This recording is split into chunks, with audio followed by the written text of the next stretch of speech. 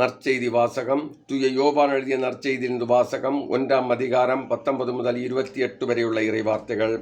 அக்காலத்தில் எருசலேமில் உள்ள யூதர்கள் குருக்களையும் லேவியர்களையும் யோவானிடம் அனுப்பி, நீர் யார் என்று கேட்டபோது அவர், நான் மெசியா அல்ல என்று அறிவித்தார். இதை அவர் வெளிப்படையாக கூறி மறக்காமல் ஒப்புக்கொண்டார். அப்போது, அப்படியானால் நீர் யார்?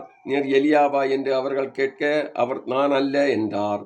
நீர்தாம் வரவேண்டி இறைவாக்கினரா என்று கேட்டபோதும் அவர் இல்லை என்று மறுமொழி கூறினார். அவர்கள் அவரிடம், நீர் யார்? எங்களை அனுப்பியவரிடம் நாங்கள் மறுமொழி சொல்லியாக வேண்டும்.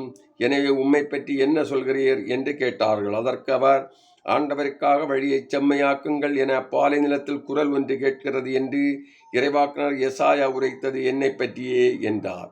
பரிசேயரால் அனுப்பப்பட்ட அவர்கள் அவரிடம், நீர் மெசியாவோ எலியாவோ வரவேண்டி இறைவாக்கினரோ அல்லவென்றால் ஏன் திருமுழுக்கு கொடுக்கிறீர் என்று கேட்டார்கள். யோவான் அவர்களிடம், நான் தண்ணீரால் திருமுழுக்கு கொடுக்கிறேன். நீங்கள் அறியாத ஒருவர் உங்களிடையே நிற்கிறார். அவர் எனக்கு பின் வருபவர். அவருடைய மிதியடிவாரை அவிழ்க்கக்கூட எனக்கு தகுதி இல்லை என்றார். இவை யாவும் யோர்தான் ஆற்றுக்கு அக்கறையில் உள்ள பெத்தானியாவில் நிகழ்ந்தன. அங்குதான் யோவான் திருமுழுக்கு கொடுத்து கொண்டிருந்தார். இது கிறிஸ்து வழங்கும் நற்செய்தி. கிறிஸ்துவே உமக்கு புகழ்.